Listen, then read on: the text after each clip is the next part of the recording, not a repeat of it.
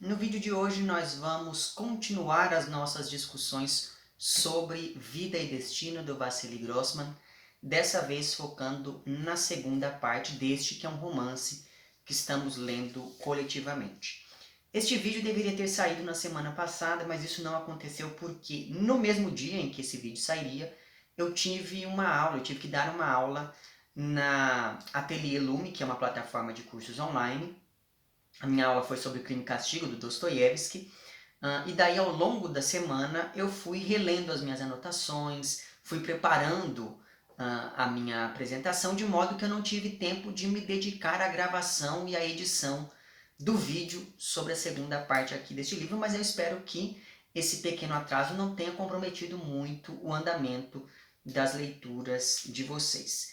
Evidentemente que, como este é um vídeo sobre a segunda parte do romance, pode ser que eu dê aqui algumas informações que atrapalhem a leitura das pessoas que ainda não leram essa segunda parte, de modo que se você aí ainda não está lendo o romance, mas pretende lê-lo no futuro, guarde este vídeo, volte a ele depois, e enquanto isso confira algum outro do canal, certo? Então, feito esse pequeno aviso, no vídeo passado eu mencionei que alguém me aconselhou a não ler o prefácio do livro antes de ler a primeira parte. E daí eu fiz isso e entendi o porquê, porque afinal de contas, logo no prefácio a gente já tem ali algumas informações, por exemplo, sobre a morte da mãe do Victor. Então eu acho que isso, de certa maneira, estragaria, atrapalharia mesmo a leitura daquele trecho tão tocante do romance.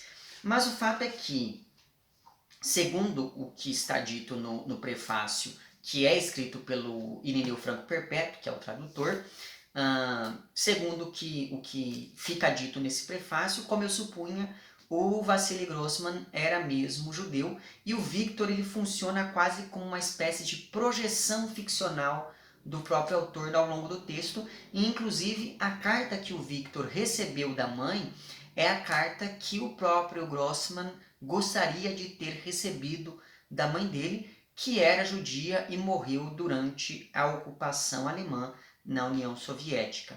Além disso, nesse prefácio é dito que o autor estudou química, se não me engano, só que aí depois ele foi escrevendo, ele foi ali enveredando para o lado da literatura, sobretudo depois de se tornar correspondente de guerra e participar ali, dentre outras coisas, da Batalha de Stalingrado. E aliás, aqui é dito que Vida e Destino é a continuação direta de um outro livro do mesmo autor, em que ele aborda essa questão da Batalha de Stalingrado.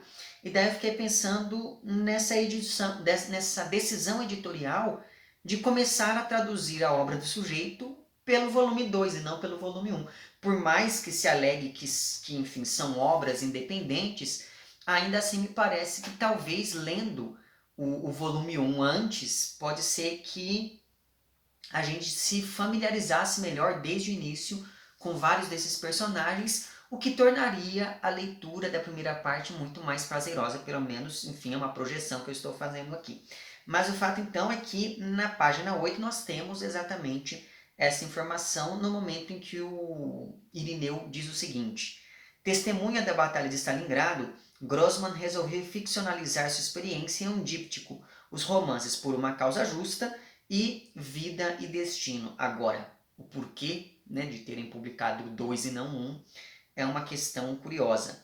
Durante toda a saga, mais especialmente em Vida e Destino, o autor abordou de modo corajoso e pioneiro assuntos como a brutalidade da coletivização agrícola forçada e o banho de sangue da repressão política de 1937, passando pelo antissemitismo na União Soviética e o início do programa nuclear soviético. Inclusive, isso que o tradutor coloca aqui, realmente a gente percebe desde a primeira parte uma série de críticas, sobretudo aquele período tão nebuloso, né, de 1937, quando a repressão política recrudesceu ainda mais. Mas enfim, outra informação importante que consta aqui nesse prefácio e que por si só já daria um baita de um livro, diz respeito à prisão dos manuscritos de Vida e Destino, mesmo depois do sucesso do primeiro livro do Grossman. Isso porque, em 1953, começou toda uma campanha anti-judaica depois que um jornal acusou os judeus de conspirarem para matar o Stalin. E um romance que aborda muito bem esse período do desenvolvimento, do florescimento de uma postura cada vez mais antijudaica partindo do próprio Estado, um romance que aborda muito bem isso é aqui Salmo, do Friedrich Gorenstein, que, como vocês sabem, é um dos meus romances favoritos, e em uma das partes do livro você tem ali um núcleo de personagens que vive exatamente nesse período ali entre 53 e 54, que é quando essa campanha antijudaica ganha força de fato. Então, se você aí não leu ainda o Salmo, me parece que é uma leitura muito interessante para a gente ter uma noção do ambiente político e social da época em que o autor estava escrevendo, ainda que não seja a época em que o romance é ambientado. Mas então veja, nós estamos falando de uma realidade política avessa a judeus, e o autor, como eu já disse, era judeu, e daí, para piorar, ao longo do livro, o Wassily Grossman vai deixando cada vez mais evidente um discurso que compara o nazismo e o stalinismo. E essa comparação fica bem explícita em pelo menos 2 momentos ao longo dessa segunda parte. Durante a conversa entre um oficial do exército nazista e o Mostovskoy, que é aquele comunista mais velho que que está ali preso em um campo de concentração e que no fim da primeira parte foi levado junto com outros prisioneiros para uma ala um pouco mais fechada do campo para algumas investigações, depois de algumas conversas de teor meio conspiratório, digamos assim, ou pelo menos é isso que se supõe em um dado momento. E daí, nessa conversa entre Mostovskoy e esse oficial nazista, o autor deixa bem nítida essa equiparação entre o que acontecia na Alemanha nazista e o que acontecia na União Soviética ali, sob o governo do Stalin.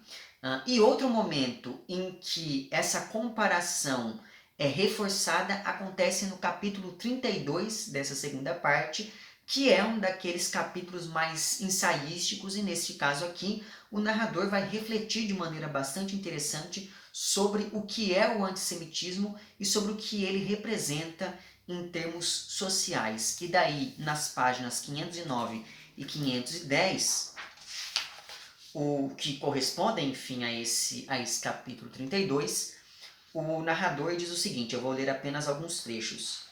O antissemitismo nunca se apresenta como um fim. Ele é sempre um meio de medir as contradições que não têm saída. O antissemitismo é o espelho dos defeitos dos indivíduos isolados, das estruturas sociais e do sistema estatal. Diz-me de que acusas os judeus e eu te direi de que és culpado. O nacional-socialismo, ao atribuir ao judaísmo internacional inventado por ele as características de racismo, sede de dominação do mundo, indiferença cosmopolita à pátria alemã, acabou impingindo aos judeus seus próprios traços. Mas esse é apenas um dos lados do antissemitismo. O antissemitismo é a expressão da mediocridade, da incapacidade de vencer na luta pela vida em igualdade de condições em todos os lugares, na ciência, nos negócios, nos ofícios, na pintura. O antissemitismo é a medida da mediocridade humana. O Estado busca a explicação de seus fracassos nas artimanhas do judaísmo internacional, que é aquela ideia do judeu imaginário, né? Que você cria ali essa fantasia sobre o que é o judeu, o judaísmo, e diz que há toda uma conspiração que impede o progresso, que impede a economia de girar, etc, etc, por conta dos interesses dos judeus. Mas enfim. Mas esse é apenas um dos lados do antissemitismo. O antissemitismo é a expressão da falta de consciência da massa do povo, incapaz de compreender os motivos de suas calamidades e seus sofrimentos. É nos judeus e não nas estruturas do Estado e da sociedade que a gente ignorante vê os motivos de suas calamidades. Mas também essa manifestação de antissemitismo entre as massas populares é apenas um de seus lados. E daí ele vai continuando toda essa reflexão que eu achei bastante interessante. Esse foi um daqueles capítulos que eu li mais de uma vez, porque eu fiquei muito impressionado com a argumentação que o Grossman vai construindo nesse capítulo, porque ele mostra que o antissemitismo reúne, na condição de discurso, ele reúne características de vários outros discursos excludentes, então do racismo, enfim, da misoginia, etc, etc. Então ele vai, é como se o antissemitismo reunisse o que há de melhor nesses outros discursos de ódio e assim o antissemitismo se fortalece e ganha algum tipo de respaldo popular, ele acaba sendo bem visto de maneira mais rápida pelas pessoas, principalmente ali essas pessoas que não têm um pouco de condição de olhar de maneira mais aprofundada para as raízes dos problemas sociais, então fica mais fácil você culpar determinado grupo, no caso aqui, os judeus. Mas então, voltando, exatamente por conta de todo esse discurso que foi considerado antissoviético e pelo fato de o Vassili Grossman ser reconhecidamente judeu, em 1961 os manuscritos e os rascunhos de Vida e Destino foram presos e durante o resto da vida do autor ele tentaria convencer as autoridades a liberarem, a soltarem esse livro, mas infelizmente isso não aconteceu e o romance só foi publicado depois da morte do seu autor, primeiro na Suíça e na França, respectivamente em 1980 e 1983. Já na União Soviética, o livro só foi publicado primeiro em 88, mas sem aquele capítulo 32 da segunda parte, em que o autor reflete sobre o antissemitismo. E daí a versão completa do livro, incluindo este capítulo antes posto à parte, essa versão completa só foi publicada no ano seguinte, ou seja, em 1989. Mas o curioso é que, mesmo com o livro publicado, os manuscritos e os rascunhos só foram liberados, digamos assim, em 2013. Então, é muito curioso pensar no destino desse livro do ponto de vista de sua publicação. Eu acho que só isso já daria um grande romance, né, digno de ser lido e relido. Mas enfim, falando em ler, lendo a segunda parte, a gente entra em contato com vários detalhes que podem ter sido tomados como ofensas aos valores soviéticos. Um desses detalhes diz respeito mesmo à postura quase ingênua daqueles que vão para a guerra. E essa ingenuidade, de certo modo, se distancia um pouco daquela imagem da grande guerra patriótica que é tão fomentada na União Soviética, como a gente percebe muito bem nos livros da Svetlana Alexievich, por exemplo. Se você pega lá o A Guerra Não Tem Rosto de Mulher, você tem uma visão bastante ilibada do que foi a participação soviética na Segunda Guerra, e é por isso mesmo que eles chamam essa guerra de Grande Guerra Patriótica. Então, por exemplo, nós temos aqui, logo no início, o Novikov, que é o chefe dos tanques de guerra ali soviéticos, e ele é amante da Genia, que é aquela moça, da Evgenia, que é aquela moça que se desdobrou para conseguir uma autorização para continuar morando em uma cidade militar ou alguma coisa do tipo, na primeira parte do romance. Então, a gente percebe que esse rapaz, ele é mais ou menos novo ali na experiência militar, e exatamente por conta disso, ele tem todo um ímpeto que até destoa do contexto geral de uma guerra. Então parece que ele e alguns outros soldados novos estão animados com o fato de poderem ir ali lutar pelo país, etc, etc. E daí a cena de reencontro entre esse rapaz e a Evgenia é um momento bem tocante do romance, porque a gente percebe como esse rapaz gosta dessa sua amante. Então, por exemplo, ele pensa em determinado momento que um murmúrio da Evgenia seria capaz de abafar a guerra e todos os barulhos dos tanques. Eu achei esse modo de se referir a ela muito bonito. Só que apesar disso, a gente não demora muito para a gente perceber que esse sentimento é meio unilateral, porque a Genya ela está meio aérea e ela deixa ali bem claro que, ela deixa bem claro não, mas fica bem nítido que ela quer terminar esse relacionamento deles. E além disso, a gente fica sabendo que a moça também já teve um caso lá com o Krimov, que é um personagem muito destacado ao longo da primeira parte, que aparece também aqui em algum momento dessa segunda. E ela, além de ter tido um caso com ele, ainda gosta do Krimov, e a gente fica sabendo também que entre as cenas da parte anterior e o presente da narrativa, a Genya, foi acolhida por uma alemã, o que é bastante irônico se a gente for pensar em todo esse contexto de guerra, e inclusive essa não é a única ironia, pensando nesse contato entre civis da Alemanha e da União Soviética, como eles, apesar da guerra, continuavam ali tendo algum tipo de contato vez ou outra.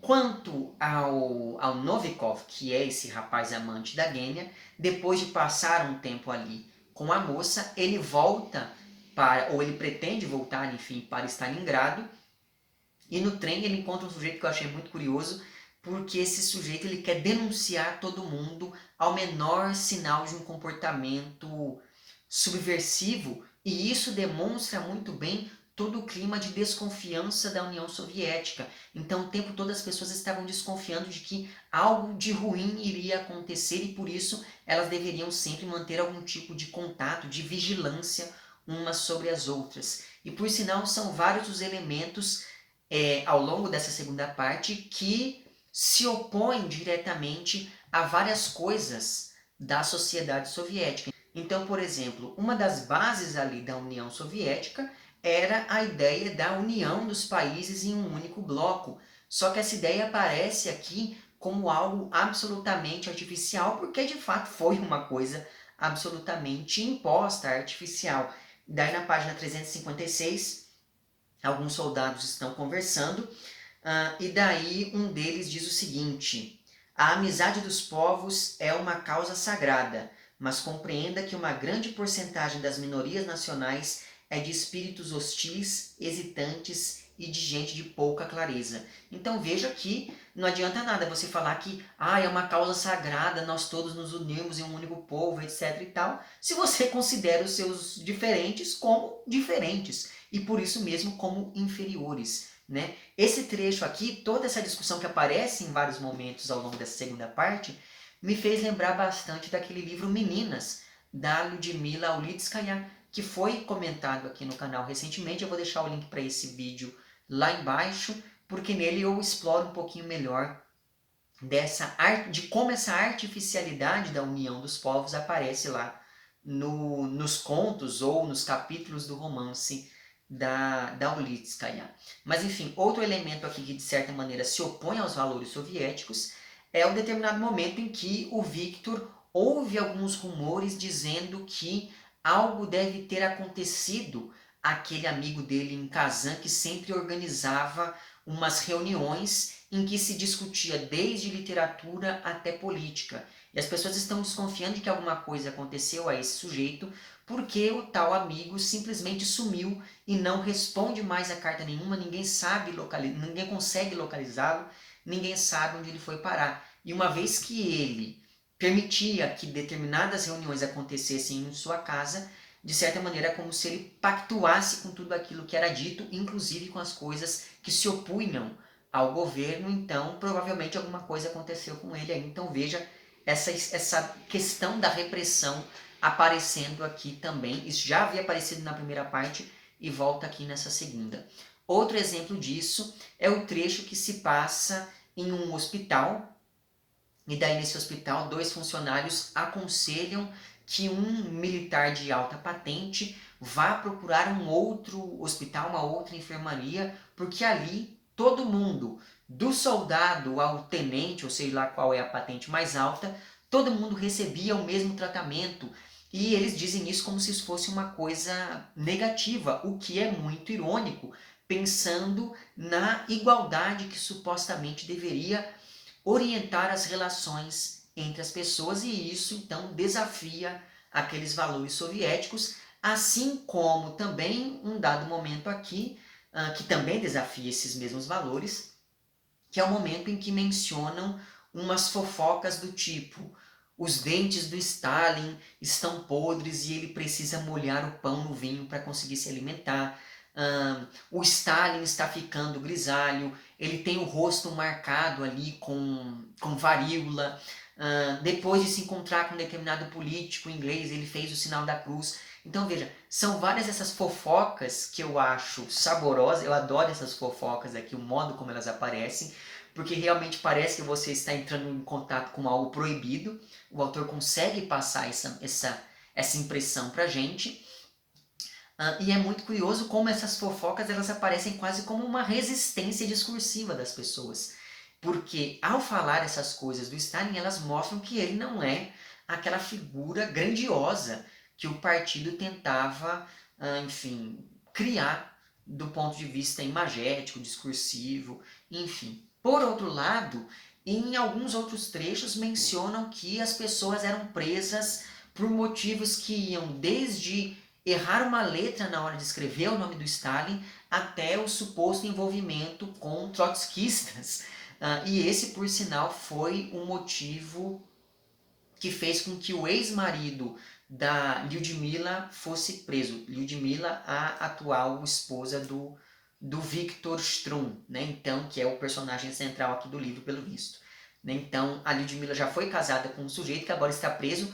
Na primeira parte do livro, a gente não sabia muito bem o porquê dessa prisão, já que ele, obviamente, era uma pessoa ligada ao partido, só que aí nessa segunda parte a gente fica sabendo que provavelmente ele foi preso por esse suposto envolvimento com trotskistas. Então veja, rumores já eram suficiente para que uma pessoa fosse presa.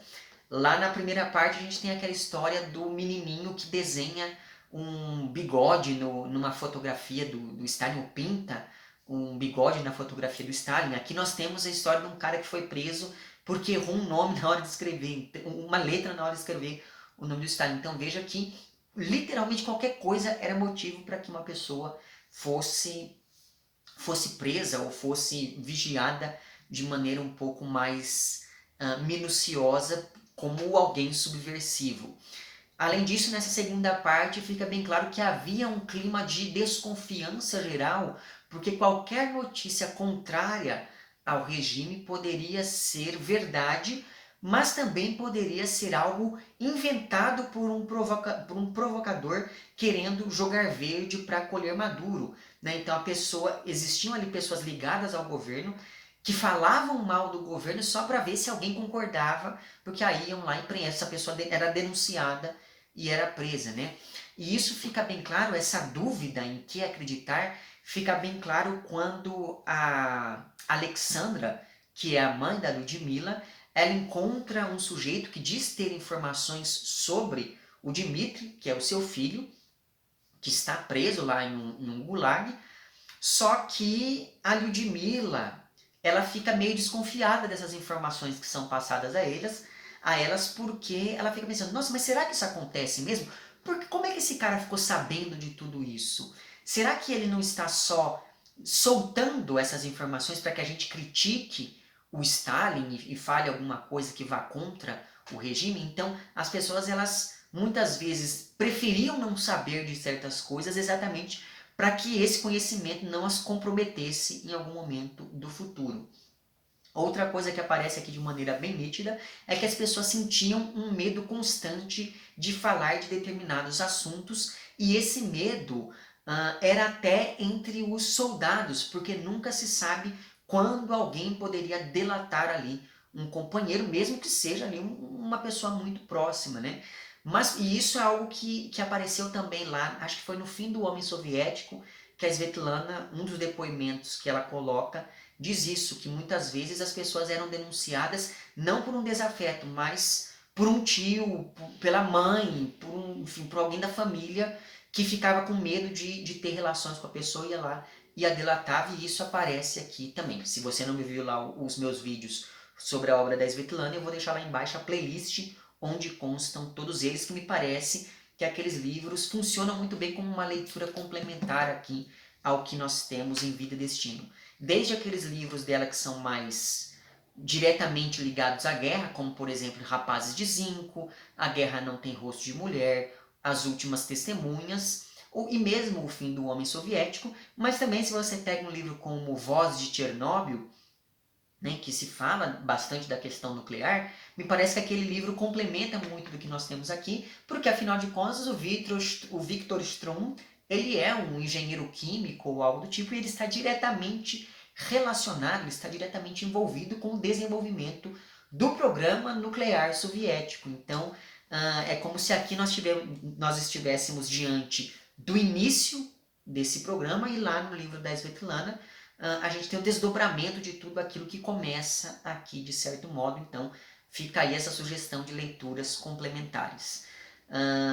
Só que por outro lado, como eu ia dizendo, né, por mais que as pessoas tivessem esse medo de ter determinadas conversas, as pessoas ainda assim sentiam uma necessidade de desabafar umas com as outras em algumas circunstâncias.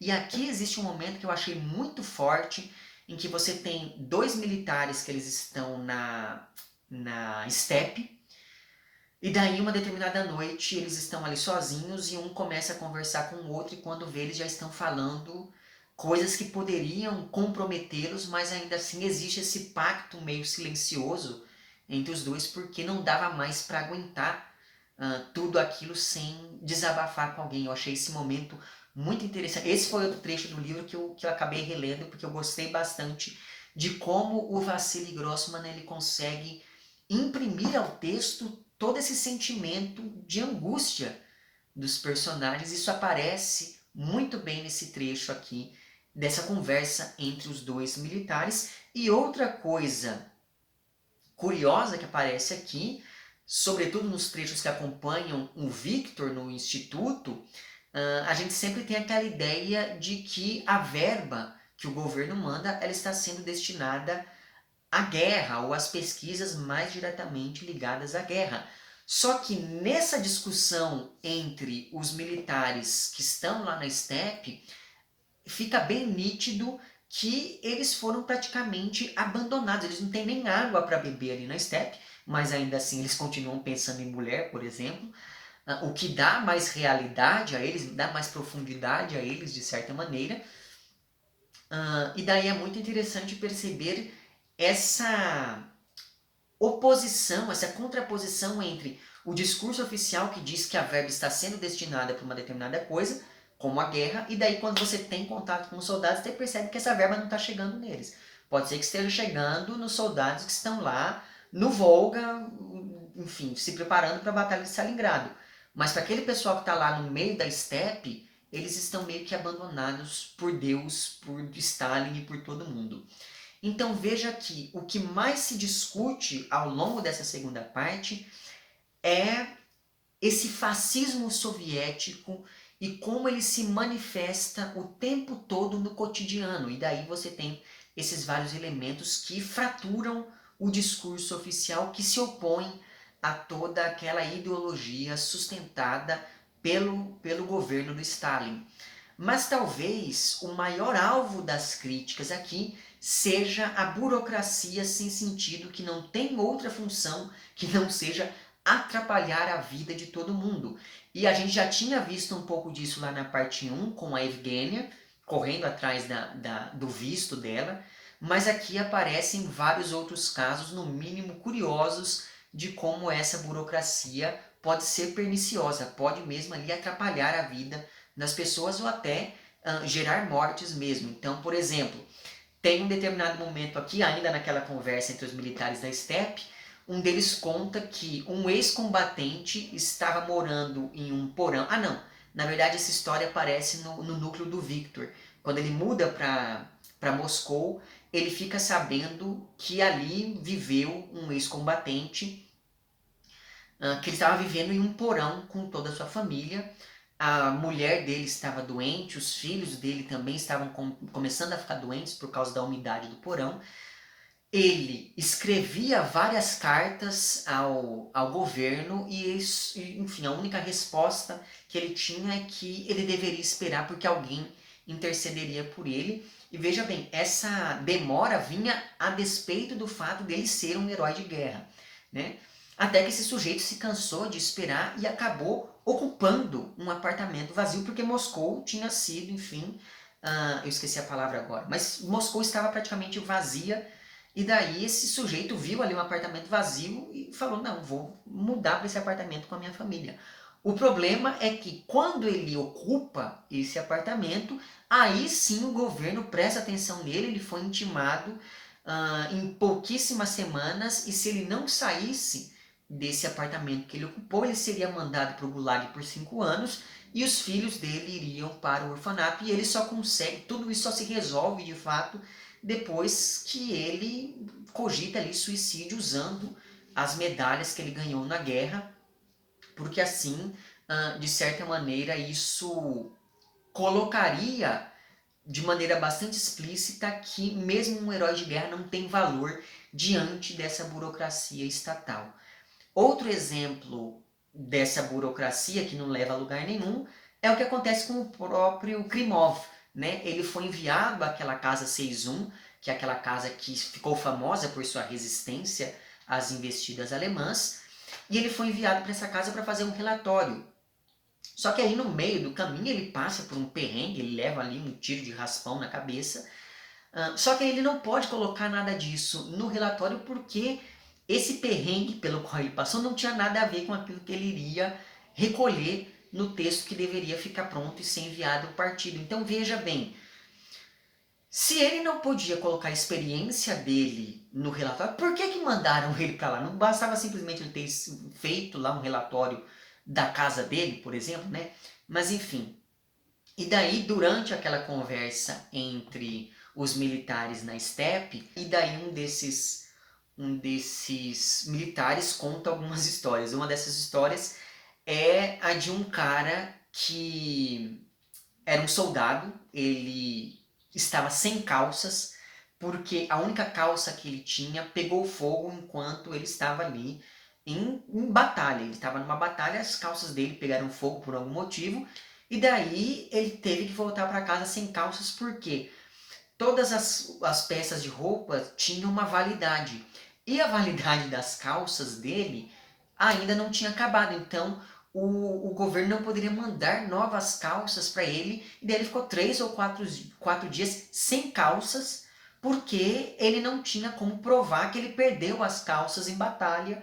Então, enfim, é uma situação bastante esdrúxula, mas não é a única. Por exemplo, existe aqui um outro caso que eu achei muito engraçado, que diz respeito a uma unidade aérea que não pôde lançar víveres a uma determinada aldeia porque não tinha como as pessoas lá embaixo assinarem um recibo de que tinham recebido aquelas encomendas, porque a comida ela seria atirada dos aviões usando paraquedas. E daí não tinha como as pessoas se entregarem o recibo e por isso as pessoas não receberam comida. Então veja bem, não é muito mais fácil não existir recibo do que você deixar as pessoas passando fome só por causa de um entrave burocrático? E nessa mesma conversa, o tal militar fala de um batalhão que recebeu ordens expressas para não dar um passo atrás, só que, ou seja, no sentido de resistir sempre, independente do que aconteça, só que acontece que o exército alemão estava muito mais preparado, os alemães avançaram e todos os soldados desse pelotão morreram, desse pelotão soviético morreram, porque eles não puderam recuar graças a essa ordem. E daí, durante toda essa conversa, existem pelo menos 2 trechos que eu achei bem interessantes. Eles estão entre as páginas 410 e 411 e depois na página 413 também tem um trecho bem interessante. Então é dito o seguinte: quem nos fez dar nesse buraco? Como assim? Os alemães. O senhor diz que foram os alemães, mas olha, não foram só eles. Nós também fizemos a nossa parte. foram a burocracia e os burocratas que nos empurraram para cá. E daí na página 413, nosso burocratismo é horrendo, se você pensar que ele não é uma excrescência no corpo do Estado. Uma excrescência é possível cortar. Ele é horrendo se você pensar que o burocratismo é o próprio Estado. Em tempo de guerra, ninguém quer morrer pelo chefe do departamento pessoal. Qualquer um consegue escrever recusado em um pedido ou expulsar de seu gabinete a viúva de um soldado. Mas para expulsar os alemães tem que ser forte, um homem de verdade. Esse trecho aqui, se você pega vários dos livros, não só soviéticos, mas livros da literatura russa em geral, sempre criticam a burocracia. Então me parece que a cultura russa imagino que seja uma cultura muito burocrática, para isso aparecer numa profusão de textos como aparece. Então esse trecho aqui me chamou bastante atenção exatamente por conta disso. Agora, falando especificamente sobre alguns dos núcleos que mais se destacaram, nós temos, por exemplo, o núcleo da Casa 61, que já havia tido algum destaque na parte 1, mas aqui realmente esse núcleo agora ganha alguma centralidade, pelo menos em determinado ponto da segunda parte do romance. Porque, como eu disse no vídeo passado, essa casa ela se tornou ali uma espécie de símbolo da resistência, já que, apesar das fortíssimas investidas dos alemães, os soldados que ali estão ocupando aquela casa continuam firmes e fortes, mesmo tendo poucos recursos. E isso fez com que essa casa 61 ganhasse muita atenção, de modo que logo escalaram o Krimov para ir até lá e fazer o tal relatório que eu já mencionei. E daí, ao longo dessa segunda parte, dois personagens acabam se destacando dentre aqueles que estão na casa. Esses personagens são a Kátia, que é uma operadora de rádio que tem de lidar com o assédio constante, já que ela é a única mulher ali naquela casa. E o outro personagem que se destaca é o Seriódia, que é um sobrinho da Lyudmila, mulher lá do Victor Strum. E ele é um rapaz muito querido por todos, tanto é assim que todo mundo se preocupa muito com ele. Eu achei isso muito curioso.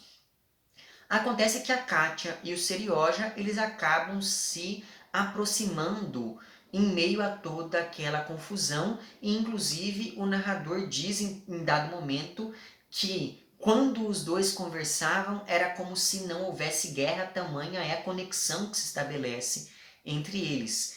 E grande parte dessa afinidade entre os dois personagens se deve ao fato de que ambos leram lá a Cartucho de Parma do Stendhal. Então existe ali essa identificação que se estabelece rapidamente entre os dois, e o fato então é que eles começam a ter um caso, mas o capitão responsável pela Casa 61 gosta tanto e se preocupa tanto com o Serioja que acaba meio que fazendo vista grossa e dispensando os dois daquele lugar para que eles fugissem dali.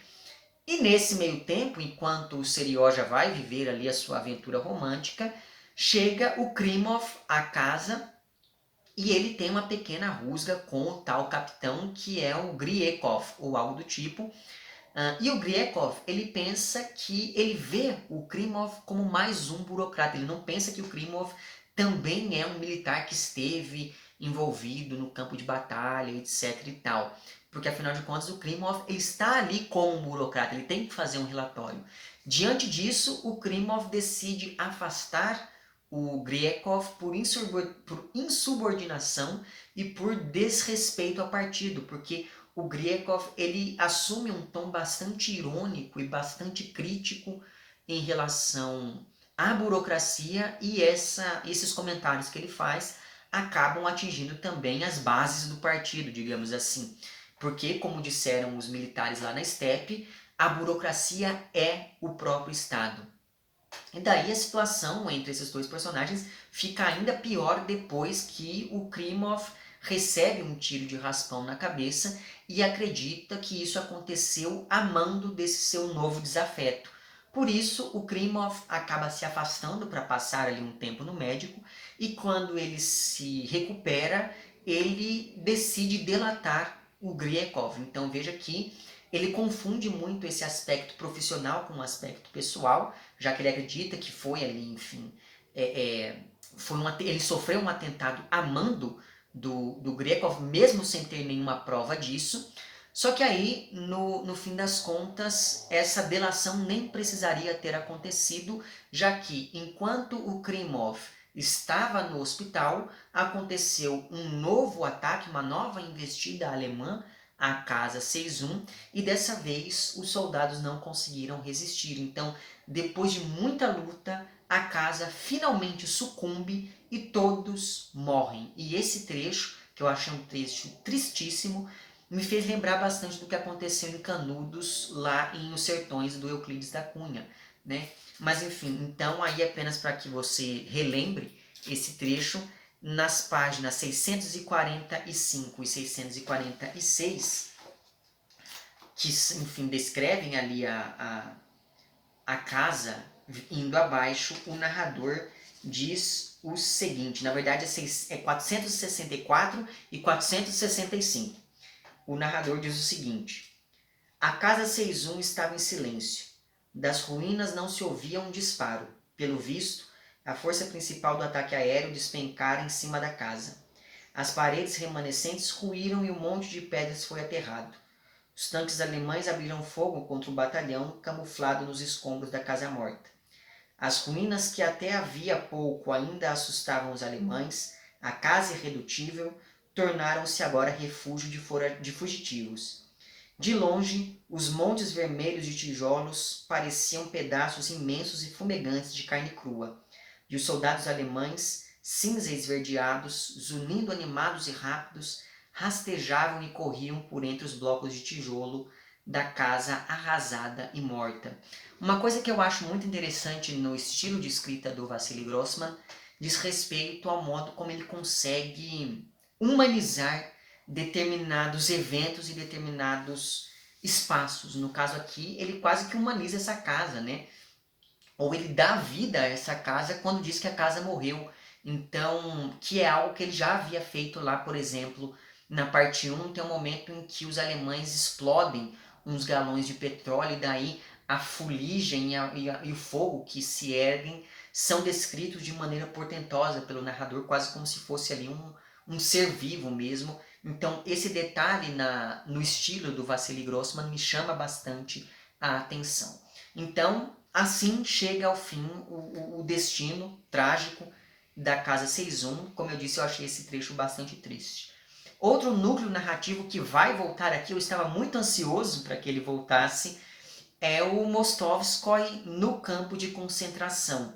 Só que aí, antes de mais nada, é muito curioso notar como os alemães recebem algum destaque ao longo dessa segunda parte, talvez pensando naquele movimento de equiparação entre stalinismo e nazismo. Basta pensar, por exemplo, naquele soldado alemão ferido, eu não me lembro o nome dele, mas se não me engano o sobrenome é Bach. Mas enfim, então esse alemão ele foi ferido durante uma batalha, e daí ele vai para o hospital, e no hospital ele conta que teve um caso com uma russa e ela vai visitá-lo de fato ali na enfermaria, e isso causa algum constrangimento porque os outros soldados ficam tirando sarro desse rapaz. Daí tem ali um soldado que se sente orgulhoso de ter sido ferido em batalha porque ele estava defendendo a Alemanha, etc. e tal. Então esse nacionalismo aparece aqui também de maneira caricatural em alguns casos. Mas então veja que aqui nós temos uma narrativa bastante polifônica, não só por se construir a partir desses vários núcleos, mas também por dar voz a diferentes posicionamentos sociais e ideológicos. Então você tem aqui o camponês e o militar, você tem o preso político e o membro do partido, você tem o alemão e o russo, e por aí vai. Graças a isso, o autor consegue conduzir a narrativa de modo a salientar as semelhanças que existem entre esses opostos, apesar de suas diferenças. E assim, nazismo e stalinismo aparecem aqui como manifestações diferentes de um mesmo fenômeno que é o totalitarismo. E daí, na página 418 dessa minha edição aqui, tem um determinado momento em que um personagem diz o seguinte: quando olhamos um no rosto do outro, não olhamos só para um rosto que odiamos, olhamos para um espelho. Essa é a tragédia da nossa época. Vocês não reconhecem em nós a sua vontade? Então veja, quem diz isso é um oficial nazista encarregado do caso Mostovskoy, que novamente é aquele comunista de certa idade que estava preso no campo de concentração e que no fim da primeira parte foi levado pelos guardas depois de algumas conversas meio subversivas, ou pelo menos isso é o que o Mostovskoy acreditava ali em determinado momento. Então, entre aquela cena no final da parte 1 e o momento presente aqui na parte 2, várias coisas aconteceram. Por exemplo, aquele Yurudov, né, que é aquele sujeito meio maluco que queria unir o cristianismo e o socialismo, aquele cara que era um sujeito inteligentíssimo, estudado, mas que acabou entrando em parafuso em determinado momento da vida, ele acabou sendo assassinado, executado, por se recusar a trabalhar na construção de um novo campo de concentração. E o Mostovskoy, ele quase morreu ali na cela onde ele está, mas apesar disso, ele continua isolado dos outros presos enquanto aguarda ser chamado para prestar depoimentos. E o tempo todo ele fica se perguntando, e nós também, por consequência, por qual motivo o prenderam ali. Só que, mesmo isolado, o Mostovskoy ele consegue receber algumas informações sobre a guerra e se compromete, inclusive, a escrever ali alguns panfletos que circulariam clandestinamente entre alguns grupos. Então, quando esse personagem finalmente é levado a interrogatório, entra em cena um personagem bem interessante que é o Lys, ou algo assim, que é um oficial tão ameaçador e cativante ao mesmo tempo, que me fez lembrar lá do Hans Landa, que é o grande vilão do Bastardos Inglórios, que é um filme do Tarantino. Mas enfim, então diante desse oficial, mesmo um sujeito articulado, como é o caso do Mostovskoy, que sempre se engajava nas discussões e sempre tinha uma argumentação ali na ponta da língua, mesmo um cara como ele fica ali calado, meio apreensivo. E esses trechos, eles são bastante tensos até que o Lys finalmente revele o motivo da prisão, porque alguns papéis foram apreendidos e disseram que esses papéis pertenciam ao Mostovskoy. O Lys, que é um personagem que eu achei fascinante, o que é muito curioso, né? Se a gente pensar que ele é um nazista, mas enfim, o Lys, ele sabe que aqueles papéis não foram escritos pelo Mostovskoy. Mas apesar de saber disso, ele mandou prender o nosso camarada aqui, porque ele quer que o Mostovskoy delate o verdadeiro autor daquele texto, algo que evidentemente não acontece, porque páginas depois, em um capítulo bem curto, a gente tem a seguinte informação. Isso que eu vou ler está na página 558. Logo depois do fim da guerra, no arquivo da Gestapo em Munique, foi encontrado material de inquérito sobre uma organização clandestina em um dos campos de concentração da Alemanha Ocidental. Informava-se no encerramento do caso que a sentença contra os membros da organização fora cumprida e os corpos dos executados queimados em um crematório. O primeiro nome da lista era o de Mostovskoy. O estudo do material do inquérito não possibilitou estabelecer o nome do provocador que havia entregado seus camaradas. A Gestapo possivelmente o executou junto com os que foram entregues por ele. Eu achei esse capítulo muito interessante. Isso que eu li para vocês foi um capítulo e eu achei ele muito interessante porque ele é muito conciso. Ele assume, então perceba, a distância temporal que o narrador assume para poder falar da morte do Mostovskoy, acaba fazendo com que esse narrador assuma um ponto de vista do historiador.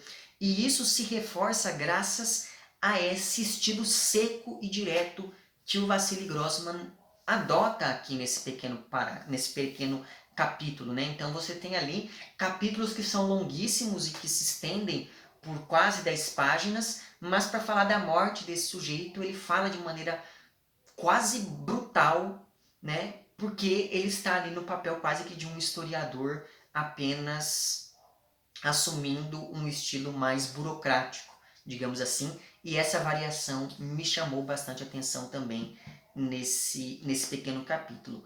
E por sinal, o tal documento apreendido e atribuído ao Mostovskoy era na verdade um daqueles ensaios que aparecem de vez em quando ao longo do romance, e esse em específico era um ensaio que refletia sobre o bem como uma categoria universal, digamos assim. E daí na página 430, o narrador diz o seguinte, o narrador ali desse trecho mais ensaístico. Vi a força inabalável da ideia de bem comum nascida em meu país. Vi essa força no período da coletivização geral e a vi em 1937. Vi como exterminaram pessoas em nome de um ideal tão maravilhoso e humano como o do cristianismo.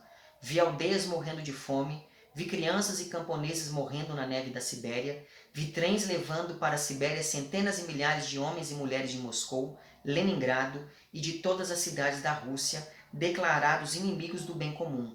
Essa ideia era maravilhosa e grande, porém foi implacável em matar uns, em destroçar a vida de outros, em separar maridos e esposas, pais e filhos.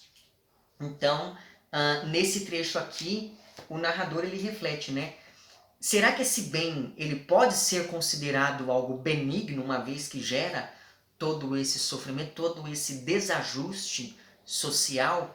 E daí outro momento meio ensaístico desse núcleo acontece quando o tal oficial nazista passa a refletir sobre os diferentes tipos de líderes. E ele faz essa reflexão depois de ter um encontro com o Eichmann, né? Aquele famoso que aparece lá no livro da Hannah Arendt.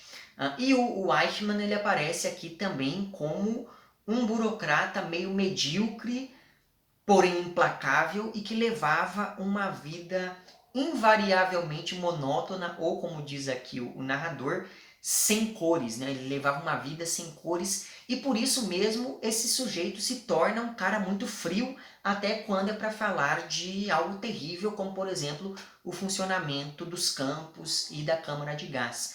E essa frieza confirma tudo aquilo, confirma não, mas faz lembrar tudo aquilo que a Hannah Arendt coloca no Eichmann em Jerusalém, que é aquele livro em que ela faz toda uma reflexão sobre a banalidade do mal. Então veja, nesses momentos em que o autor reflete sobre o bem, acaba aparecendo esse personagem que traz consigo, né, toda uma linha de pensamento que diz respeito a esse mal banalizado. Eu achei muito curiosa essa coincidência aqui.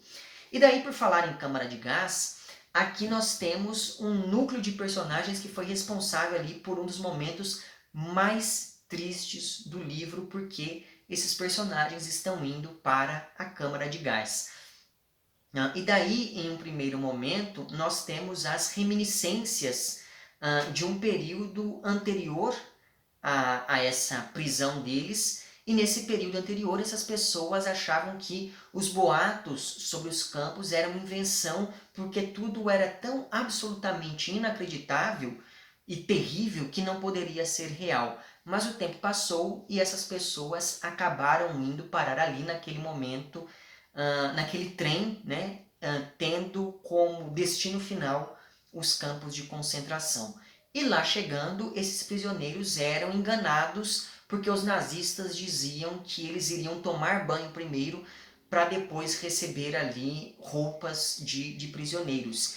E conforme eu lia esse trecho, eu me lembrei bastante de Maus, do Art Spiegelman, porque lá o Vladek, que é o pai do Art, ele diz a mesma coisa, que alguns grupos eram levados às câmaras de gás com a desculpa de que eles estavam indo tomar banho, mas aí esses grupos acabavam não voltando.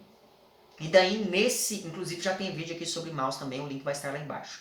Mas enfim, nesse grupo de prisioneiros aqui, nós temos alguns personagens secundários, como é o caso, por exemplo, de uma mãe que matou o filho recém-nascido asfixiado para que ele não chorasse e assim revelasse aos nazistas o esconderijo dos pais. Mas nós também temos aqui personagens que recebem um pouco mais de atenção, como é o caso da Sofia, que é uma médica militar, amiga lá da Evgenia e da Ludmila, que enfim pertence ao núcleo do Victor Strum. A Sofia, que é essa médica, enfim, de origem judaica, ela acaba se apiedando do David, ou Davi, não sei, que é, enfim, aquele menininho de 8 ou 9 anos, também de origem judaica, que na parte 1 ficou muito assustado quando descobriu que um dia ele e sua família iriam morrer. E tamanha é, não por conta da guerra, mas morrer, porque isso faz parte da vida, né? Ele ficou muito assustado com isso. E tamanha é a ternura que a Sofia sente para com esse menino, que ela se coloca ali no lugar da mãe dele, e por isso mesmo ela acredita que não pode deixar esse menino ali sozinho. Tanto é assim que ela até poderia ter enfim, ela poderia se salvar dizendo que era médica, porque os médicos eles eram separados ali desse grupo de prisioneiros, mas ainda assim nesse momento ela ficou quieta para continuar acompanhando o tal do guri, e todo esse trecho é muito triste. Assim, depois que eu li esse trecho, eu fiquei alguns dias sem conseguir voltar a esse livro, porque eu fiquei muito tocado com isso. Porque nós vamos acompanhando esses personagens como se eles estivessem ali mesmo em uma via crucis, né? E com isso a gente percebe que um campo de concentração era uma verdadeira máquina de matar, porque tudo era pensado para exterminar o maior número de pessoas no menor tempo possível. E daí eu gostaria de ler alguns trechos que se referem então a esses momentos finais dos personagens. Isso que eu vou ler está entre as páginas 580 e 582. Então, nesse momento é dito o seguinte: o menino moribundo respirava, contudo o ar que lhe era dado não conferia vida, mas atirava. Isso é descrito quando os personagens já estão ali dentro da câmara. Sua cabeça girava, tinha vontade de ver tudo. Ele via os que haviam se precipitado no solo. Via bocas abertas e desdentadas, bocas com dentes brancos e dourados. Via os filetes delgados de sangue a escorrer das narinas. Via os olhos curiosos que observavam a câmara através do vidro. Os olhos contemplativos de Rose se encontraram por um instante com os olhos de David. Precisava da voz para perguntar à tia Sônia daqueles olhos grandes, e também precisava dos pensamentos. Só dera alguns passos no mundo, vira as pegadas das crianças na terra quente e arenosa, a mamãe vivia em Moscou, a lua observava de cima enquanto de baixo era vista pelas pessoas, a chaleira fervia no fogão a gás. Aquele mundo em que uma galinha sem cabeça ainda podia correr. Um mundo onde havia leite toda manhã, e havia as rãs que ele forçava a dançar segurando suas patas dianteiras. Aquele mundo continuava a inquietá-lo. David fora apertado o tempo todo por mãos fortes e ardentes, e não entendia que os olhos tinham virado escuridão, o coração um deserto retumbante, e o cérebro entorpecido e cego. Mataram-no e ele cessou de existir. Extinguiram-se as estrelas no céu da noite. A Via Láctea desapareceu. O Sol se apagou. Apagaram-se Vênus, Marte, Júpiter. Morreram milhões de folhas e morreu também o vento. As flores perderam a cor e o aroma. Sumiu o pão, sumiram a água, o frio e o calor do ar. O universo que existia em uma pessoa deixou de existir. Esse universo tinha uma assombrosa semelhança com aquele, o único, que existe independentemente das pessoas. Mas esse universo era sobretudo assombroso porque tinha qualquer coisa que distinguia o rumor dos seus oceanos, o aroma de suas flores, o murmúrio das suas folhas, os matizes de seus granitos, a tristeza de seus campos de outono, de cada universo que existiu e existe nas pessoas e daquele que existe eternamente fora das pessoas. No caráter irrepetível e único da alma de uma vida isolada consiste a liberdade. O reflexo do universo na consciência do homem constitui o fundamento da força humana, mas a felicidade, a liberdade, a mais elevada ideia de vida, só começa quando o homem existe como um mundo impossível de ser repetido na eternidade dos tempos. Só então ele experimenta a alegria da liberdade e da bondade, encontrando nos outros o que encontrou em si mesmo. Eu achei esse trecho muito bonito, o modo como o Vassili Grossman coloca essa vida que se encerra e com ela se encerra todo um universo de possibilidades. Enfim, eu achei esse momento tristíssimo, como eu disse. Quando eu terminei de ler esse trecho aqui, eu até deixei o livro de lado por um tempo, porque realmente eu fiquei muito comovido, muito tocado com esse momento aqui da narrativa. E assim nós chegamos ao núcleo do Victor Strum, que não sei quanto a vocês, mas me parece que se tornou uma espécie de protagonista ao longo dessa segunda parte do romance, ou pelo menos ele ganhou muito mais destaque, esse núcleo ganhou muito mais destaque do que os outros ao longo da parte 2. Então, finalmente, depois de muita luta, depois de muito suor, o Victor começou a ver avanços em sua pesquisa e chegou inclusive a formular uma teoria perfeita, não só do ponto de vista científico e matemático, mas também do ponto de vista estético, ou pelo menos é isso que dá a entender, tamanha é a celeuma que essa teoria provoca, mesmo entre aqueles que não gostavam ou não admiravam o trabalho do Victor. E vamos lembrar que o Victor era um engenheiro químico, ou algo que o valha, então ele estava em uma área de bastante competição, né, já que a verba do Estado era destinada mais à guerra do que a esses outros tipos de pesquisa. E uma coisa que eu achei muito engraçada é que, mesmo depois de todo aquele rigor, de toda aquela metodologia científica, a teoria que o Victor elabora lhe vem à mente durante um passeio. Então ele estava ali vagando, meio sem rumo pelas ruas, quando ele pensa nessa teoria, de modo que ela vem a ele quase que por meio de uma inspiração, mesmo com toda aquela metodologia científica que ele adota.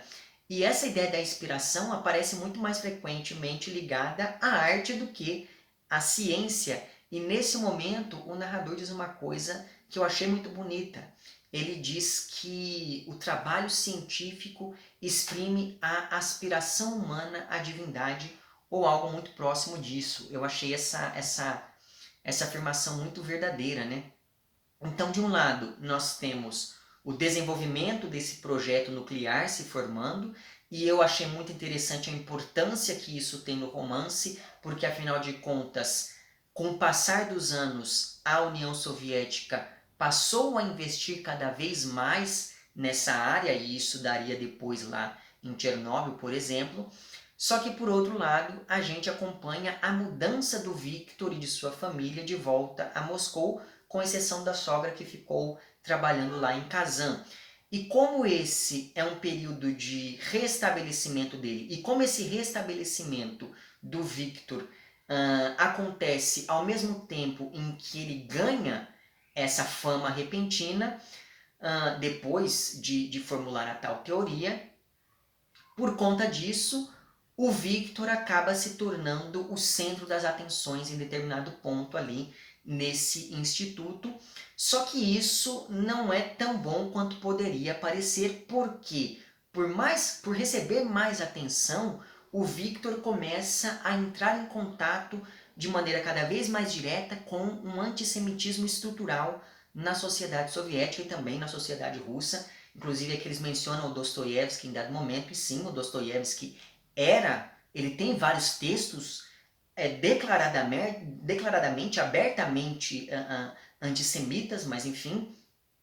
Então aqui o Victor entra em contato com esse dado, que é muito triste, muito grave, né, da sociedade soviética e da sociedade russa, e ele vai ficando com um medo cada vez maior de ser perseguido pelo fato de ser judeu. Isso porque antes o Victor sempre tinha ouvido falar de casos isolados e bem distantes de, enfim, de judeus que eram perseguidos, mas agora esses casos estavam cada vez mais frequentes e envolviam pessoas cada vez mais próximas do Victor, como é o caso, por exemplo, de uma mulher chamada Ana, que era a funcionária judia do laboratório de Kazan, e mesmo ela desempenhando uma função importantíssima para o andamento das pesquisas, ela não foi enviada para Moscou junto com o resto da equipe. Então, a partir desse caso, o Victor percebe que todos os judeus foram tirados do laboratório, exceto por ele, talvez por causa da teoria que ele elaborou. Então, seria no mínimo escandaloso que, enfim, deixassem de fora uma pessoa que foi responsável pela teoria que fundamenta todas as pesquisas dali para frente, até porque foi graças ao trabalho do Victor que o laboratório foi reconhecido e assim pôde pedir mais verba para poder comprar equipamentos melhores. E daí, não sei se vocês se lembram disso, mas na parte 1 o Victor chega a reclamar mesmo que os equipamentos do laboratório dele já estavam muito velhos, uma vez que toda a verba do Estado era destinada apenas às pesquisas mais diretamente relacionadas à guerra. O fato, então, é que, como eu disse, nós vamos acompanhando, para além de toda essa questão, enfim, científica, nós vamos acompanhando também a mudança do Victor para Moscou, junto com a Lyudmila, que é a esposa dele, e com a Nadia, que é a filha adolescente do Victor. E, por sinal, essa é a típica adolescente rebelde. E por isso mesmo, ela e o pai vivem discutindo. E em uma dessas discussões, eles falam sobre as várias mortes que acontecem nos gulags. Porque o irmão da Lyudmila, né, o Dmitri, ele é um preso político em um dos campos e por isso mesmo a família fica sabendo de alguns dos absurdos que aconteciam naqueles lugares, como por exemplo o caso de alguns prisioneiros em Kolimá que pararam de comer e só bebiam água do pântano, tamanha era a crueldade a qual eles eram submetidos ali, então eles preferiam morrer dessa maneira, né? E daí ao ouvir isso, a Lyudmila, que estava ali, enfim, na sala, estavam todos na sala, e daí a Lyudmila pergunta o seguinte, isso está na página 388 e na página 389. Então, falam de todos esses horrores e a Lyudmila pergunta, será que Stalin sabe desse horror? E daí a Nadia responde, ai meu Deus, será que você não entende? Foi Stalin quem mandou matar essas pessoas. E daí o Victor, ele fica ali muito incomodado com essa fala da filha e responde, nós só estamos vivos e respirando porque existem Stalin e o Exército Vermelho. Stalin barrou o caminho do fascismo em Stalingrado. Mas aí o Victor, nesse momento aqui, ele ainda não tinha percebido que o stalinismo também tinha postura tão autoritária quanto a postura lá dos nazistas. E daí, como se não bastassem todos esses atritos, a Nadia começa a namorar um militar e esse é mais um motivo de brigas entre ela e o pai.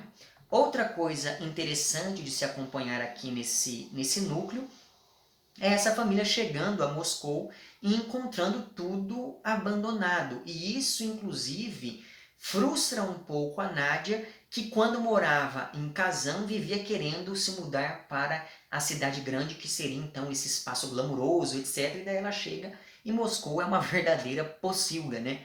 Mas aí, diante de toda aquela desolação, diante de toda aquela sujeira, de todo aquele abandono, o Victor ele diz algo que me fez lembrar bastante a segunda parte de Al Farol, da Virginia Woolf. Eu já fiz um vídeo sobre Al Farol aqui, eu vou deixar o link para esse vídeo lá embaixo.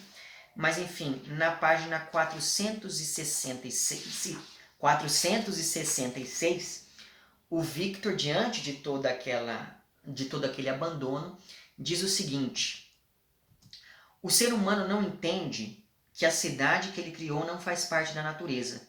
O ser humano não deve largar a espingarda, a pá e a vassoura se quiser defender sua cultura dos lobos, da neve e da erva daninha. Começa a se distrair e devagar por 1 ano ou 2 e pronto. Os lobos saem da floresta, o mato cresce, a cidade se cobre de neve, se enche de pó. Quantas grandes capitais já sumiram no pó, na neve e na tempestade. Então, esse tempo que vai corroendo todas as coisas, que vai desgastando tudo aquilo que simboliza a ação humana, é algo que está também no centro lá de Ao Farol, da Virginia Woolf. Então, fica aqui a recomendação daquele livro também. E daí, ainda pensando nesses problemas familiares, né? Aqui fica bem nítido algo que já estava apenas sugerido na parte 1, que é um interesse romântico do Victor pela Maria Ivanovna, que é a esposa do amigo dele lá de Kazan. E o Victor chega inclusive a ligar para ela de maneira totalmente descarada em dado momento, e eles se encontram ali meio que por acaso em alguns momentos, e sempre nesses trechos é nítido que ele quer alguma coisa com ela e que a recíproca talvez seja verdadeira. Além do mais, em vários momentos aqui dessa segunda parte, o Victor se questiona se ele ainda gosta da Lyudmila, que é a esposa dele, e ele chega inclusive a se lembrar de uma moça chamada Nina, se não me engano, com quem aparentemente ele teve um caso extraconjugal antes da guerra. E enquanto isso, enquanto o Victor fica ali, será que eu amo, será que eu não amo, blá blá blá, a pobre da Lyudmila, ela tem que cuidar da casa sozinha. E a casa estava uma porcaria, como eu já disse, né? Tava tudo abandonado por não sei quanto tempo, então ela tinha que limpar tudo, que organizar tudo sozinha. Ela que se preocupa com as saídas da filha à noite com aquele tal daquele namorado militar. E apesar disso tudo, a Lyudmila, ainda está muito abalada com a morte do Tolia, né, que era o filho dela, que enfim, morreu na parte 1 do livro, em outro daqueles momentos bem tristes. E por sinal, teve um momento aqui em que a Lyudmila ela termina de arrumar o quarto do Tolia, e daí ela fala como se estivesse falando com esse filho morto. E esse trecho me fez lembrar bastante daquela música do Chico Buarque, chamado Pedaço de Mim, porque lá em determinados versos o Chico Buarque diz que a saudade é como arrumar o quarto de um filho que já morreu. E esse trecho aqui, ele é exatamente isso, né? Então, por essa arrumação, a gente percebe que aquela dor, aquele luto, ainda não passou. Mas enfim, então nós temos esses problemas familiares do Victor, e já no instituto, como eu disse antes, as coisas não vão tão bem quanto poderia se supor. Então eu achei bem interessante como cada membro do instituto é apresentado a partir da função que desempenha, e isso reforça a ideia de uma burocracia meio alienante. E ali nós temos desde o cara que está nitidamente com inveja do Victor por conta dessa teoria que ele formula, até aqueles velhos amigos que o cumprimentam efusivamente pela teoria. E as conversas que eles têm vão desde uma discussão acalorada sobre a importância do Einstein até questões mais políticas, como por exemplo as notícias de guerra. E nesse momento a gente fica sabendo, por exemplo, junto com o Victor, que os alemães pararam lá no Volga. Então tudo se desenha, aparentemente, para que a Batalha de Stalingrado aconteça. Então imagino eu que o foco da parte 3 vai ser ali essa batalha, pelo menos em algum momento, já que os militares que estão no campo de guerra, eles não apareceram nessa segunda parte, tanto quanto haviam aparecido lá na parte 1, mas enfim, então me parece que essa questão da guerra vai voltar com força total na parte 3, pensando aí nos desdobramentos da Batalha de Stalingrado. Mas o fato é que, entre uma discussão e outra, o Victor percebe que alguns entraves burocráticos só se aplicam a ele. Então, por exemplo, ele quer se inscrever em um prêmio por conta da teoria que ele formulou, só que ele não consegue, ele tem uma dificuldade enorme para conseguir ter acesso aos formulários para se inscrever.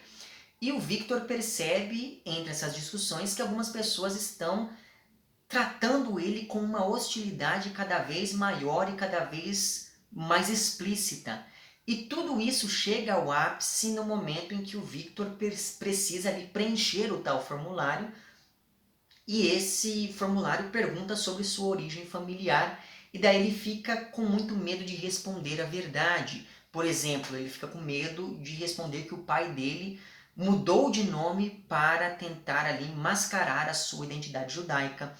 Ele fica com medo de declarar que ele veio de uma família pequeno-burguesa, ele fica com medo de declarar que ele tem parentes morando no exterior, e tudo isso começa a fazer com que ele reflita de maneira cada vez mais interessante, mais crítica, sobre o que significa esse medo. E daí ele chega à conclusão de que, olha, talvez viver aqui na União Soviética sob o governo de Stalin não seja muito diferente de morar na Alemanha sob o governo de Hitler, pensando em como o Estado pode ser pernicioso às pessoas, como o Estado pode matar as pessoas por detalhes ínfimos, como por exemplo ser judeu ou então descender de uma família abastada no passado, mesmo que você seja pobre, como é o caso do Victor aqui.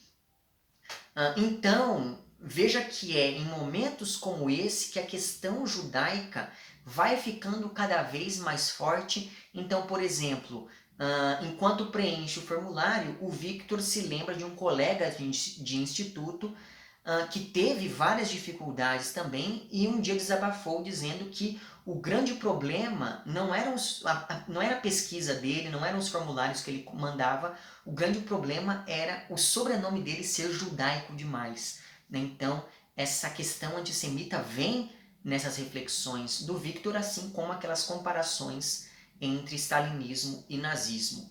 E a coisa piora ainda mais depois que a Nádia diz que, segundo ela ficou sabendo, já que ela namora um militar, logo ninguém mais contrataria judeus. E isso acende novamente o sinal de alerta para que o Victor tome alguma providência ali, né? Porque todo mundo sabe que ele é judeu. Por isso, quando ele vai entregar o formulário, o Victor acaba brigando com o chefe e diz que só vai ficar ali no instituto se eles recontratarem a Ana, que é aquela funcionária judia que não continuou no instituto, mesmo desenvolvendo um trabalho super importante para a pesquisa em andamento.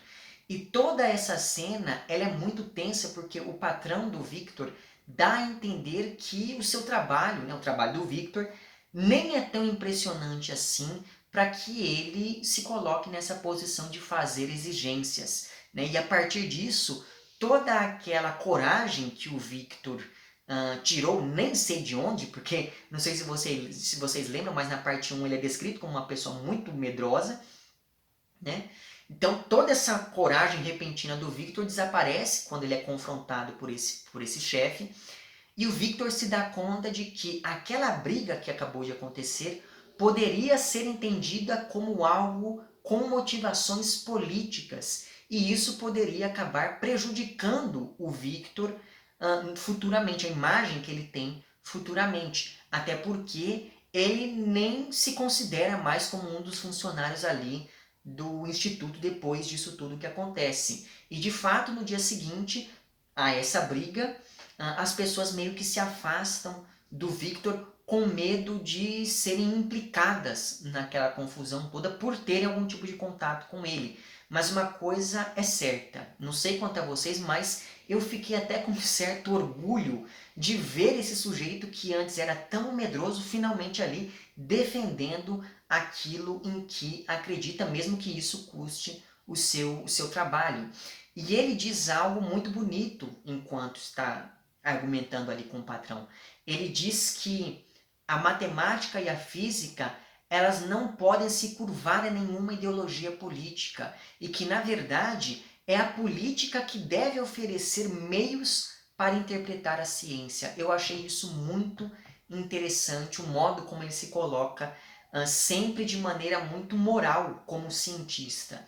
Né? Então, enfim, nós estamos passando aqui no Brasil por um momento de profundo desinteresse e profunda descredibilidade científica. Né? A gente não tem mais, enfim, as bolsas foram cortadas, a gente não tem mais recursos. Então você vê esse homem defendendo a posição moral e social do cientista é algo muito interessante e que dá até assim, um alívio de certa maneira. Mas enfim, então perceba que com o avanço da guerra, o número de núcleos narrativos foi diminuindo cada vez mais, assim como o número de capítulos mais ensaísticos. Talvez o único que se destaque aqui, para além daquele sobre o antissemitismo, seja um capítulo sobre a amizade e sobre o que ela representa em tempos tão difíceis quanto os tempos de guerra. Mas a guerra em si, mesmo aparecendo menos, sempre vai surgir aqui como algo quase dotado de vida própria, como eu já disse antes. E daí na página 512, existe um momento bem interessante sobre isso, em que é dito o seguinte: mal amanhecia e o ruído noturno das estradas de ferro morria. Apenas uma ligeira névoa de poeira pairava sobre a estepe. Durante o dia, os canos dos canhões eram cobertos com ervas daninhas secas e feixes de palha, e não parecia haver no mundo criaturas mais calmas que essas peças de artilharia fundidas na estepe outonal. Os aviões, com as asas estendidas, como insetos mortos e ressequidos, ficavam nos aeródromos cobertos pelas teias de camuflagem. Então eu achei muito interessante novamente essa animização, não sei se esse termo existe, que o Vassili Grossman coloca em se tratando da guerra e desses instrumentos de guerra, como os tanques dos aviões aqui. Mas aí eu fiquei pensando, só para encerrar aqui o vídeo, que essa diminuição no número de núcleos narrativos e essa diminuição no número de capítulos mais ensaísticos se liga muito àquela ideia do Walter Benjamin e do Adorno também um pouco sobre o fim da narrativa, de modo que quanto mais a guerra avança, menos pode ser dito sobre ela. Então é como se essa destruição provocada pela guerra destruísse mesmo a possibilidade de narrar, né? Que, enfim, é um tema que me parece muito interessante e que a minha leitura da estrutura do livro vai muito nessa direção. Essa diminuição do número de capítulos, do número de núcleos, etc. e tal, parece demonstrar mesmo que, de fato, em tempos de guerra, as suas palavras elas vão perdendo um pouco de sentido, e é por isso que os capítulos mais ensaísticos acabam sendo menores e aparecendo em menor número aqui ao longo da segunda parte. Enfim, é isso. Digam lá nos comentários quais foram as suas impressões, os seus trechos preferidos dessa segunda parte. Digam se vocês também se emocionaram lá com o destino dos personagens que morreram na câmara de gás. É isso então, nós voltamos numa data que vai aparecer aqui na tela. Eu vou tentar seguir certinho o cronograma dessa vez, até porque será o último vídeo aqui de mais essa leitura coletiva, e daí depois, em algum momento do futuro, nós falamos de qual será a outra, certo? E daí, é claro, essa próxima leitura, né, esse próximo vídeo, o vídeo de encerramento, ele vai sair ainda neste mês, se não me engano, no último sábado do mês de abril sai o vídeo sobre a terceira parte, mas lembrem-se de que é uma parte um pouco menor do que as anteriores, então acredito eu que o ritmo de leitura não será muito comprometido, ou pelo menos é isso que eu espero.